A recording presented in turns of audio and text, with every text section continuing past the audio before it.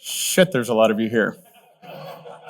All right, look, I have been attending Inspired Leaders for a number of years now, dropping in every chance I get, listening to powerful speaker after motivational speaker after inspirational speaker.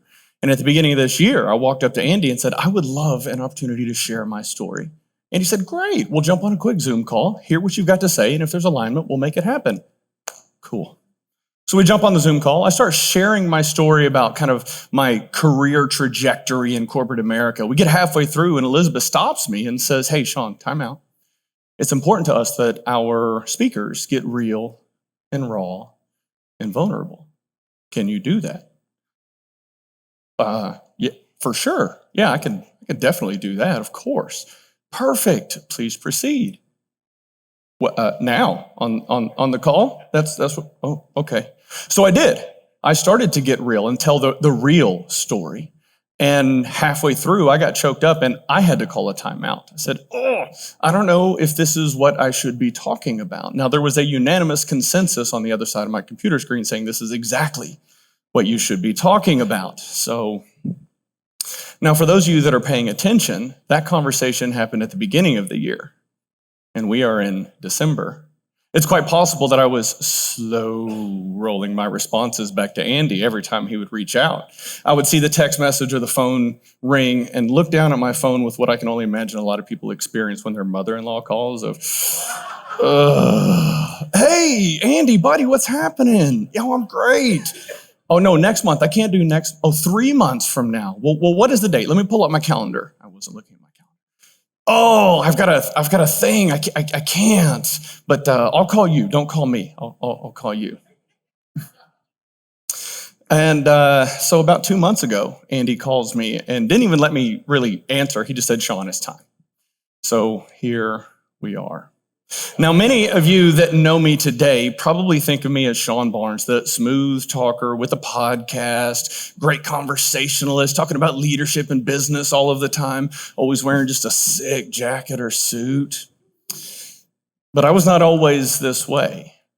I spent the vast majority of my life as the introverted IT nerd, playing video games till 2 a.m. with my energy drinks and RC cars, and that kind of evolved into computers. And I really struggled talking to people. I mean, I could do it, but the amount of anxiety that I would experience is similar to what I'm experiencing right now.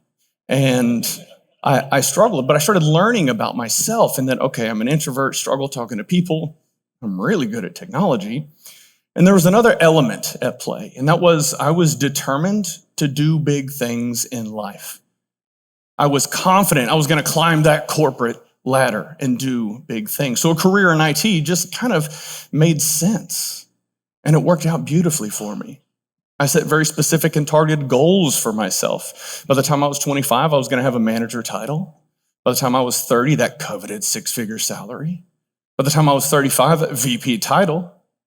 And like clockwork, every single time I hit my target, I had a relentless pursuit of excellence.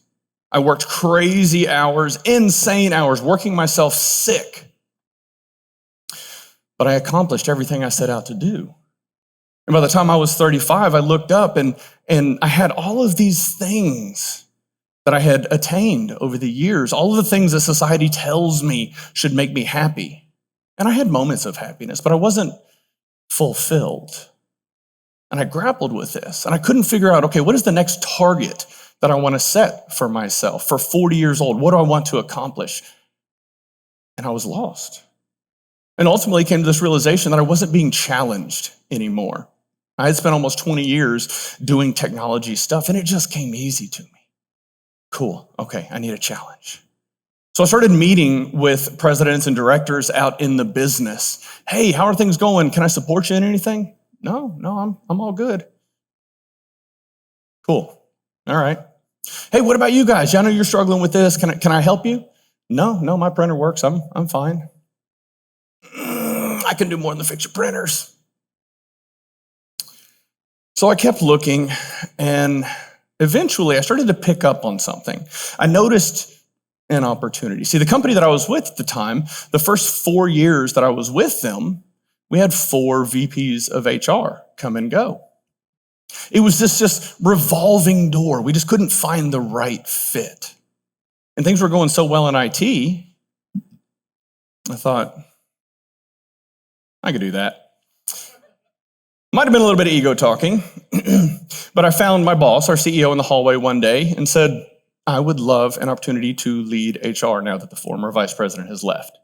And she looked at me with this puzzled look on her face, like looking around like she was being punked and like, okay. Yeah, I really think that it would be a good fit. Can I have some time on your calendar? Well, okay, cool. About a week goes by, and I walk into the big, beautiful corner office of the CEO, and I sit down. Now, I did not inherit the Barnes sales gene.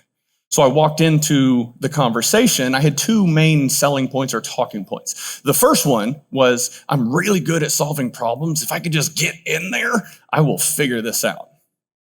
Not shockingly, she was not convinced with that argument. My second argument, which I thought was a good one at the time, but as the words started coming out of my mouth, I started sweating bullets a little bit, was that I have some free time. I have some capacity. For a little bit additional context, I was a newly minted vice president of IT, working for an oil and gas company in the downturn of 2015, where we had just laid off 40% of the company. And I'm sitting down telling the CEO, I don't have much to do. Now, she took it in stride. Great conversation, great dialogue back and forth. And I thought, okay, well, this is going better than I thought.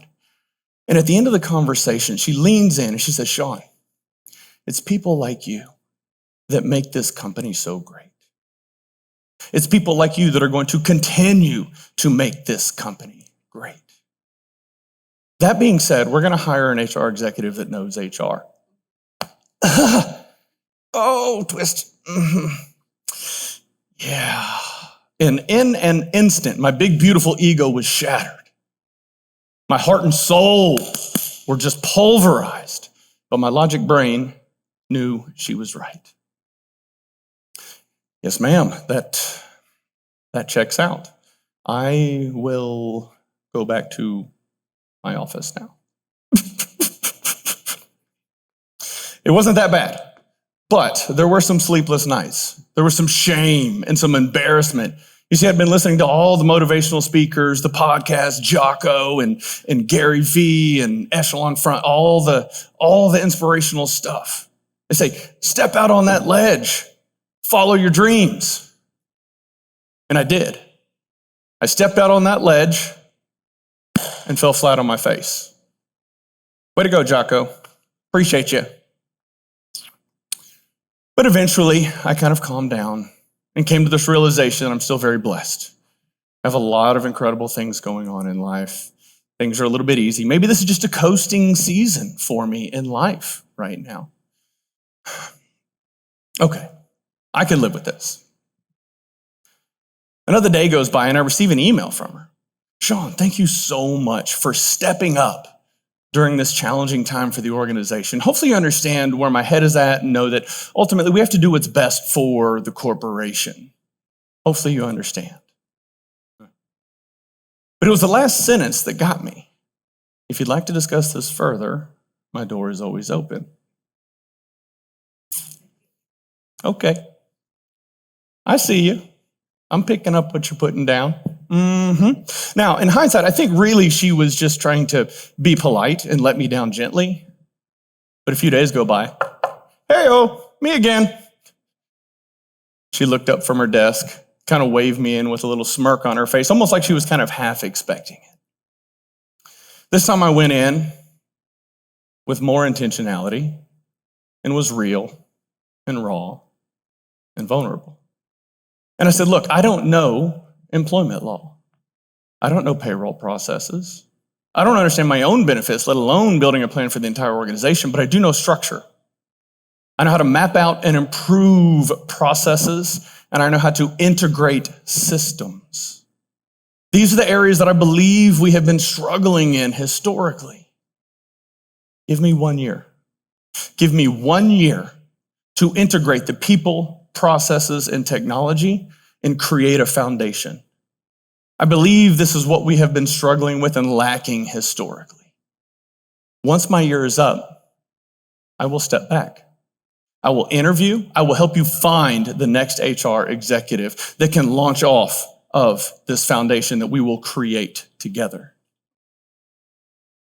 Can I have a day to think about it? Well, yes, ma'am. Absolutely.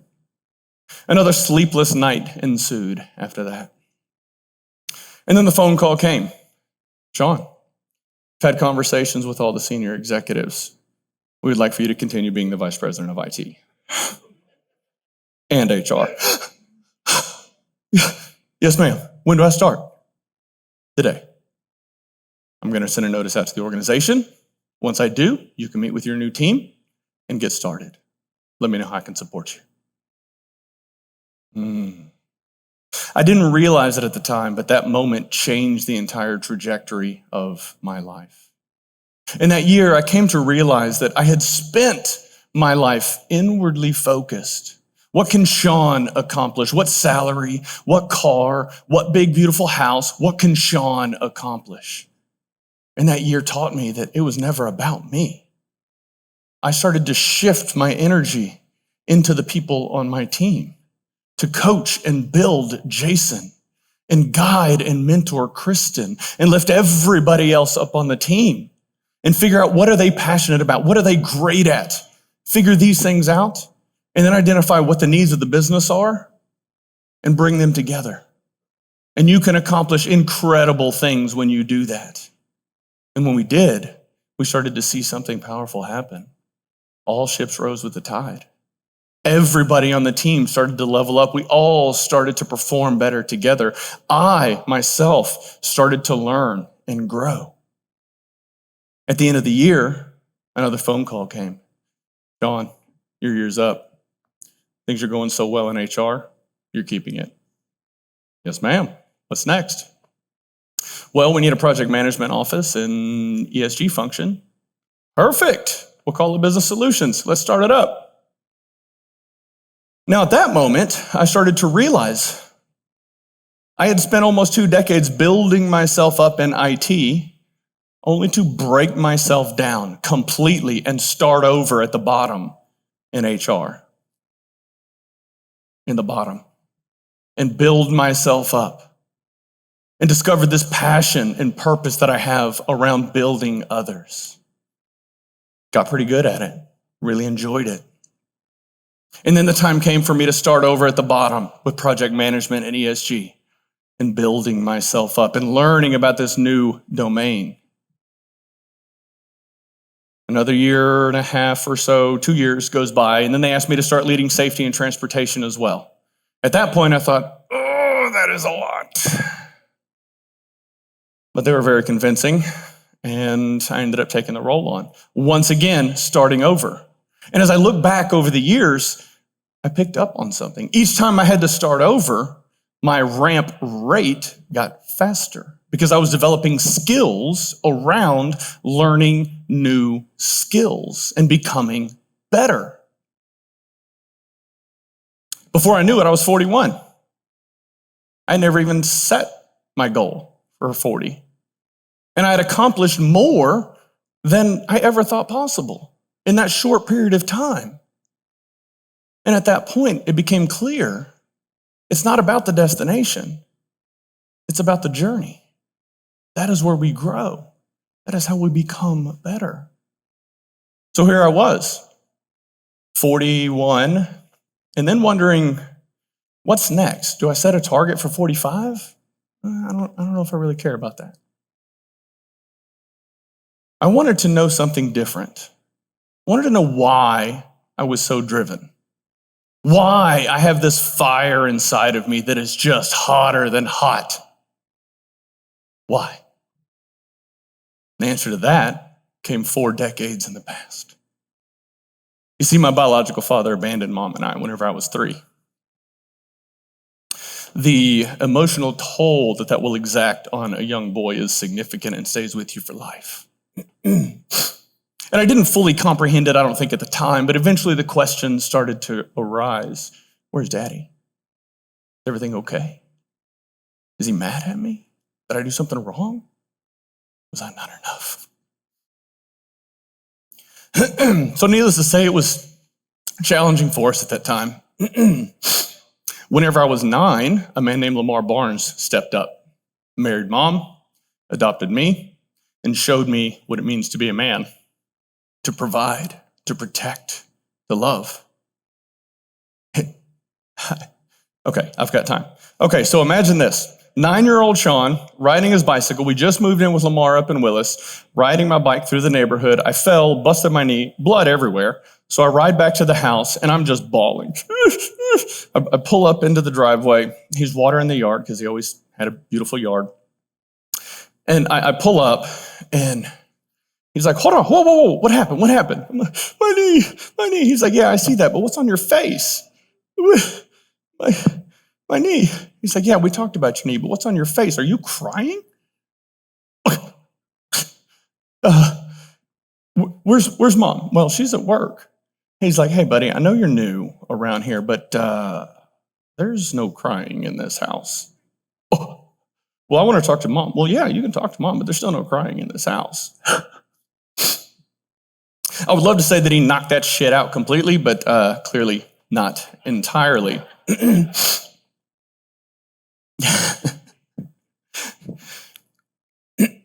So, it was exactly what I needed during that season of my life.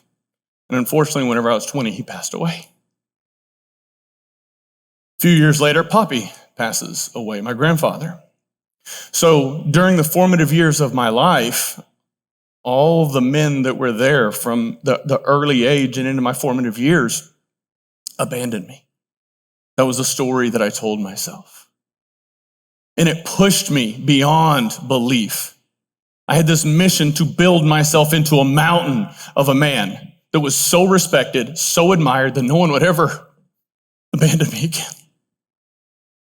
And I did. I accomplished more than I ever thought possible. But it came at a cost. Bit of a double-edged sword of staying in situations that were unhealthy for far too long. Relationships, friendships, working for companies that were toxic and just absolutely destroying me. Sticking around a little bit longer, trying to prove that I was enough. I eventually came to learn that one of the important skills in life that we all have to develop is the ability to let go. Not an easy thing to do, but a very important skill for us to learn. Excuse me. These tissues up here, very helpful. Okay, so I thought to myself, okay, I've accomplished all these things in my career.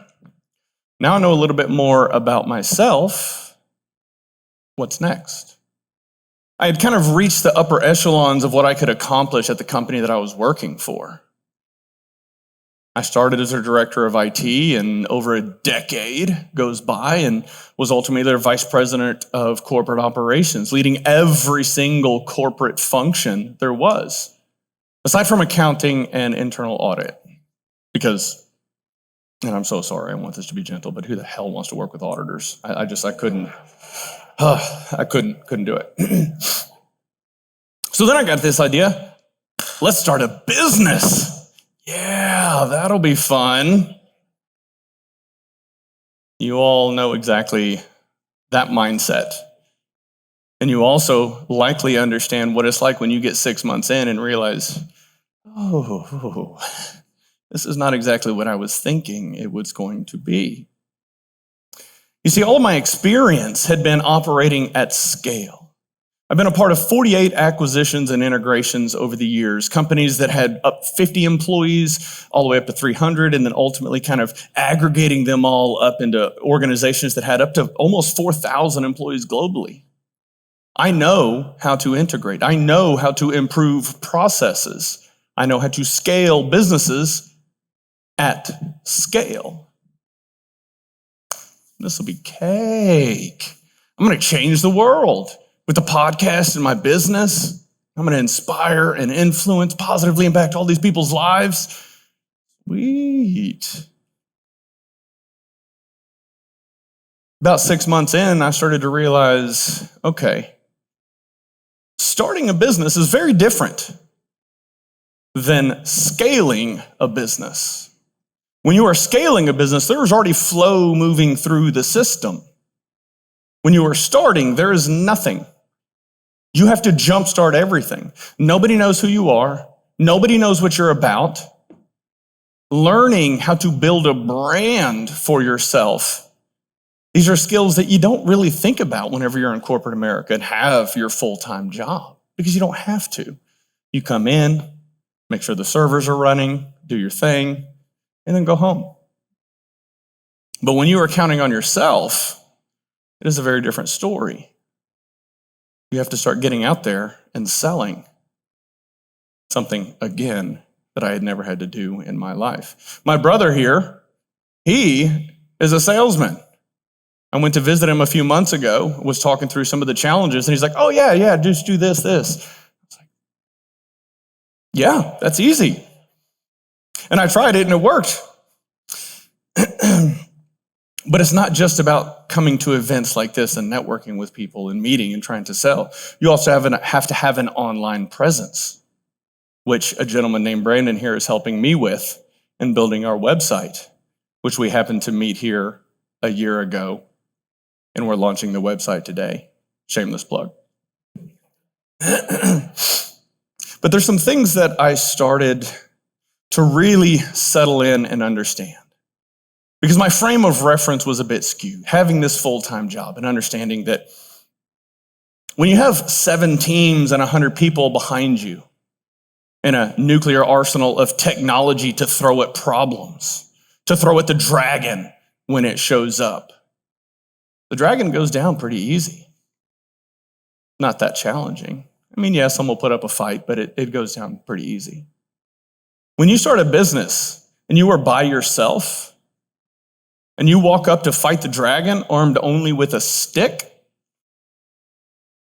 nothing happens.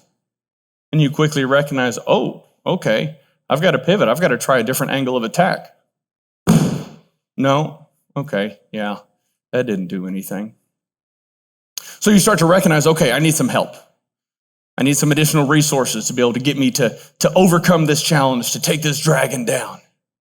So all you can do is hold off the dragon. Try to hold it back as long as possible while you recruit new people. Hey, come help me fight this dragon. Cool. Yeah, you're an inspiration to me. Cool. Yeah, absolutely. How many of us are there? When you join 2, what? You know exactly what I'm talking about. These are the challenges that we face as entrepreneurs. And one of the strongest mental frames that I have come to realize over the past year is the importance of telling myself the story of this will be the story that I will one day tell. You see, the bigger the challenge, the bigger the dragon that you are facing, the more epic the victory will be. And by consequence, the more epic the hero you will become.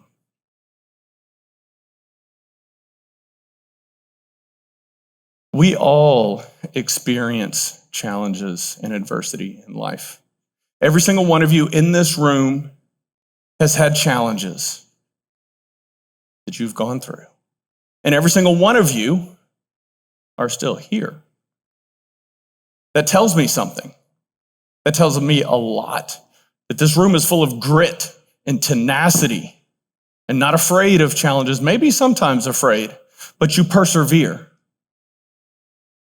Developing skills around how to face the dragon and focus on what is important to you. What is your mission? Where are you trying to go?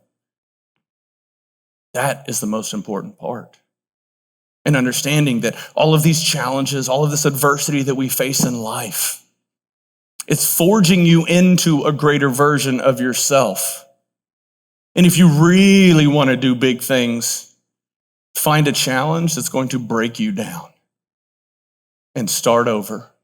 Start rebuilding yourself, because there will always be another challenge. There will always be another opportunity to grow. I'm willing to bet that many of you in the room have a dragon that you are facing right now. Many of you probably know how to slay that dragon, but you're afraid. And that's okay. It's okay to be afraid. But you have to figure out how to keep moving forward. Come to events like this, meeting people here at Inspired Leaders. Because many of the people here have been through the challenges that you are facing today, and they can tell you exactly what you need to do. But they're not going to walk the path for you. They're going to shine a light and say, go down that way. Yes, I know it's dark and scary, and that's the point. As we move through these seasons of our life, we have to be strong. We have to do this together. We have to lean on one another. So for every one of you in this room today that is facing a dragon, step out on that ledge and slay your dragon.